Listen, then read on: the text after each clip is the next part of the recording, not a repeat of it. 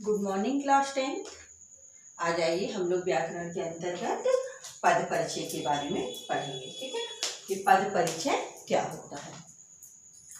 तो वाक्यों में आने वाले पदों का व्याकरण की दृष्टि से जो परिचय लेना होता है उसे हम लोग क्या कहते हैं, पद परिचय। यानी आप लोग को सबसे भी पहले मालूम है कि सबसे पहले वर्ण आता है, अक्षर आता है, उसके बाद शब्द बनते हैं, शब्द से जो है वाक्य बनते हैं, उसी वाक्य को हम लोग पद कहते हैं।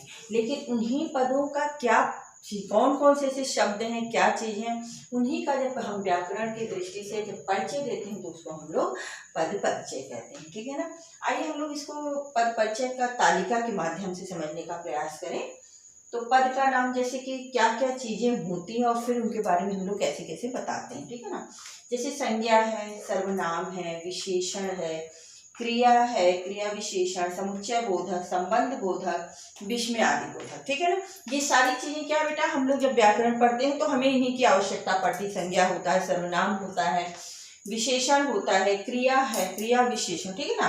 समुच्चय बोधक, संबंध बोधक, विषय, तो इन्हीं सब चीजों को हम लोग पढ़ते हैं। लेकिन इन्हीं के बारे में जब परिचय देते हैं तो उसे हम लोग बोलते हैं। जैसे संज्ञा का अगर देखा जाए तो संज्ञा के भेद पढ़ते हैं।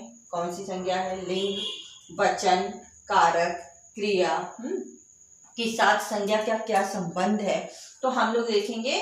तो इसको हम लोग संज्ञा के माध्यम से समझते हैं। इसी तरह सर्वनाम में भी सर्वनाम के भेद है, कौन सा सर्वनाम है। ठीक है ना। पुरुषवाचक है, उसमें जो है मध्यम पुरुष है, उत्तम पुरुष है, कि जो है प्रथम पुरुष है, इसके बारे में जानते। फिर इसमें कौन सा लिंग है, पुरुष में भी जो है सर्वनाम के अंतर्गत एक है कि दो है। इसी तरह वचन है, स्त्रीलिंग है, पुल्लिंग है, वचन में जो है एक वचन की बहुवचन है। ठीक है ना। और जो है उसका क्या संबंध है कारक से, ये जानते। इसी तरह विशेषण, विशेषण में क्या है कि विशेषण के भेद, लिंग, वचन और विशेषण। ठीक है।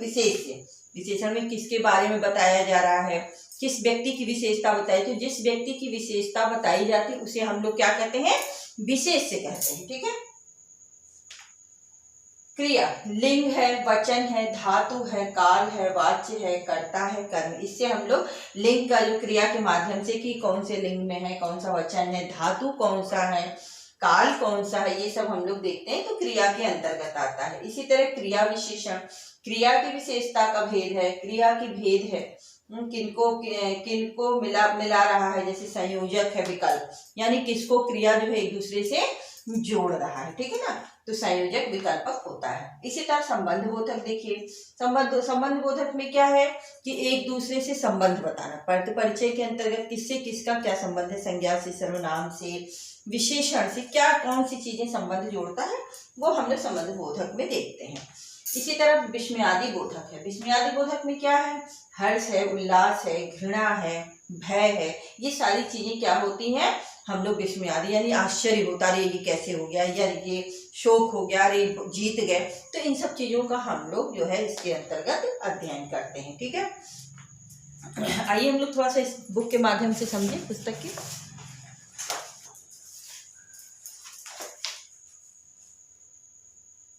जैसे देखिए, वाक्यों में प्रयुक्त किए जाने वाले शब्द को ही हम लोग क्या कहते हैं, पद कहते हैं। ठीक है। यही व्याकरण दृष्टि से ये पद संज्ञा, सर्वनाम, विशेषण, क्रिया विशेषण, संबंध बोधक, समुच्चय बोधक और विस्मयादि बोधक कहलाते हैं। इन पदों के परिचय को ही हम लोग पद परिचय करते हैं। जैसा कि आपने देखा ही कि वाक्यों में आने वाले पदों का व्याकरणिक दृष्टि से परिचय ही पद परिचय कहलाता है। अब जैसे कि हम लोग उदाहरण के माध्यम से देखें, संज्ञा शब्द से सबसे पहले हम लोग क्या देखेंगे, संज्ञा के माध्यम से देखते हैं कि क्या इनका जो है विशेषता निकल रही है, क्या परिचय निकलता है। जैसे एक उदाहरण है बेटा, देखिए कि सर्वजीत ने सर्वश्रेष्ठ खिलाड़ी का पुरस्कार ग्रहण किया। ठीक है। सर्वजीत ने सर्वश्रेष्ठ खिलाड़ी का पुरस्कार जीता। अब सर्वजीत क्या है, कौन संज्ञा है, कौन सा संज्ञा है, व्यक्तिवाचक संज्ञा है। पुल्लिंग अगर देखा जाए तो पुल्लिंग में, अगर लिंग देखेंगे तो पुल्लिंग में है। अगर वचन देखें तो किस में आ गया, एक वचन में आ गया। कर्ता कारक है, एक है। ग्रहण किया है, क्रिया का कर्ता है, ग्रहण किया, क्या पुरस्कार ग्रहण किया, तो क्या है, क्रिया जो है, कर्ता कारक जो है, ग्रहण किया किसका, क्रिया का ग्रहण किया है। ठीक है ना। इसी तरह सरला पुत्री के पास नोएडा आई है। सरला जो है क्या है बेटा, संज्ञा है। कैसा संज्ञा है, व्यक्तिवाचक संज्ञा है। लिंग कौन सी है, स्त्रीलिंग है, एक वचन है, कर्ता कारक है, आई जो है क्रिया का कर्ता है, ठीक है ना।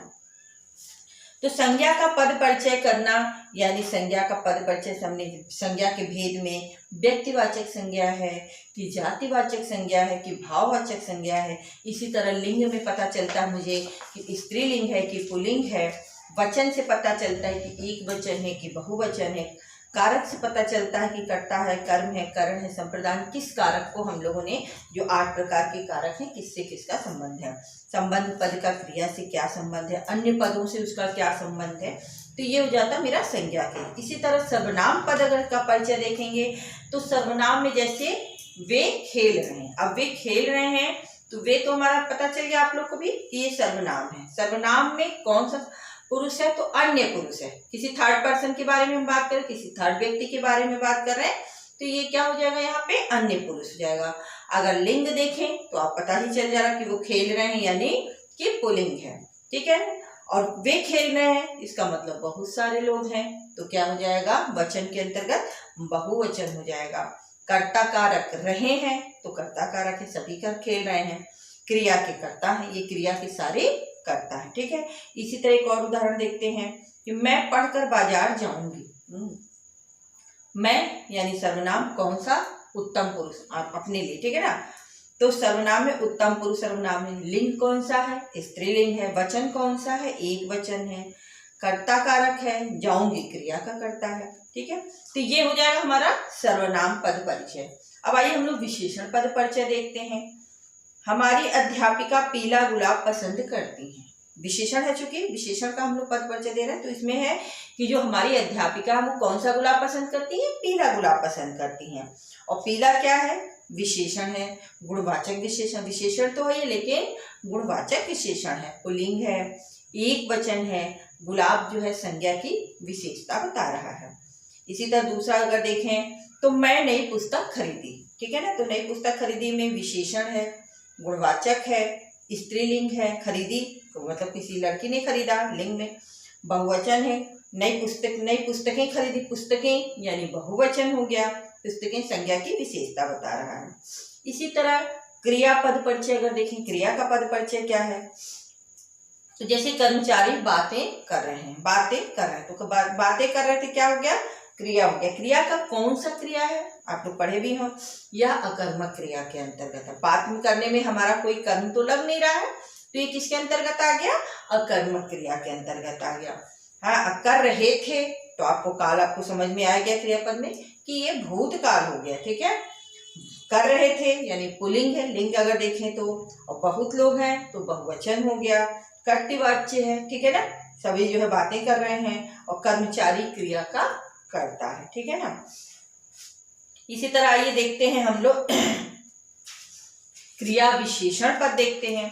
तो जैसे समीरा भीतर बैठी इंटरनेट पर कार्य कर रही है, ठीक है। तो भीतर क्या है, क्रिया विशेषण यानी स्थानवाचक, ठीक है ना। क्रिया विशेषण की जो विशेषता बता रहा, परिचय बता रहा, तो उसमें क्या रहा है कि क्रिया भीतर है तो यानी क्रिया विशेषण यानी स्थान की विशेषता बता रहा। बैठी क्रिया के स्थान की विशेषता है, क्रिया विशेषण स्थानवाचक है, कहाँ बैठी है तो क्रिया के स्थान की विशेषता बता रहे हैं, बैठी क्रिया के स्थान की विशेषता है। इसी तरह गुलाबो सफाई धीरे धीरे कर रही है, तो धीरे धीरे क्या है, क्रिया विशेषण है, कौन सा है विशेषण में तो रीतिवाचक है, ठीक है, कर रही है, क्रिया की रीति क्रिया है, ठीक है ना, रीति विशेषता बता रही है। आइए इसी तरह देखते हैं संबंध बोधक। तो संबंध बोधक के अंतर्गत क्या है, भव्या के बदले प्राची ने इतिहास पढ़ाया। एक दूसरे का संबंध दिखा रहा है कि भव्या के बदले क्या है कि प्राची ने इतिहास पढ़ाया, ठीक है। तो बदले में संबंध बोधक है, विनिमय वाचक है, विनय किया। भव्या और प्राची में संबंध सूचक, दोनों में एक दूसरे का संबंध बता रहा है, ठीक है। चंचल के बिना मीनाक्षी त्रिवेंद्रम नहीं जाएगी। अगर चंचल के बिना मीनाक्षी, यहाँ भी आपको देख रहे संबंध बोधक पता चल रहा है, ठीक है। कैसे पता चल रहा है कि के बिना, तो के बिना संबंध बोधक है, व्यतिरेक वाचक है, चंचल और मीनाक्षी में संबंध सूचक है। इसी तरह समुच्चय बोधक है, समुच्चय बोधक में क्या है, बबीता दूध नहीं लाई इसलिए बच्चों ने दूध नहीं पिया। आपको पता है कि समुच्चय बोधक में हम लोग क्या कुछ शब्द होते हैं, जैसे इसलिए, परंतु, किंतु आदि ऐसे शब्दों को जोड़ के जो शब्द बनता है उसे हम लोग क्या कहते हैं, समुच्चय बोधक कहते हैं। तो बबीता दूध नहीं इसलिए बच्चों ने दूध नहीं पिया। तो अब इसलिए जो है समुच्चय बोधक हो गया। परिणाम दर्शक समानाधिकरण है, इसमें कौन सा है अधिकरण, तो समानाधिकरण है, बबीता दूध नहीं लाई। इसी तरह हम कंप्यूटर खरीदेंगे या बड़ा टेलीविजन लेंगे, तो समुच्चय बोधक है। विभाजक है, एक दूसरे को बांट दे रहा है, ठीक है, कि हम कंप्यूटर खरीदेंगे, ये अलग सेंटेंस हो गया, और बड़ा टेलीविजन लेंगे, तो क्या है, विभाजक है, ठीक है ना, समानाधिकरण। हम कंप्यूटर तो खरीदेंगे लेकिन बड़ा खरीदेंगे, तो इसी तरह हमारा ये समुच्चय बोधक हो गया। विस्मय आदि बोधक को इस पद परिचय देखिए। वाह, तुमने तो कमाल कर दिया, आपको पहले से भी आप लोगों ने पढ़ रखा है कि वाह, हर्ष, शोक, इस तरह की चीजों में हम लोग विस्मय आदि बोधक शब्द का प्रयोग करते हैं। वाह, तुमने तो कमाल। वाह शब्द क्या है, विस्मय आदि बोधक है, प्रसन्नता का सूचक है, प्रसन्नता के भाव को प्रकट कर रहा है, ठीक है ना। इसी तरह जो है अजी, जरा सब्जी तो काट दीजिए, अजी विस्मय आदि बोधक है। संबंधन सूचक है, संबोधन के भाव को दर्शाने का प्रयास कर रहा है कि अजी, हम किसी को भी ऐसे तो बुलाते नहीं, जरूर कोई ना कोई संबोधन देते ही देते हैं, अरे वो जो भी, जैसे हर्ष हो, खुश हो, भव्या हो, दुख हो, जो भी जिस तरह की चीजें हो, तो कहीं ना कहीं हम लोग बिना संबोधन के किसी को किसी से बुलाते नहीं, अपनी बात रखते नहीं है। तो हम लोग का ये बेटा आज का पद परिचय था, ठीक है, आप लोग को समझ में भी आया होगा।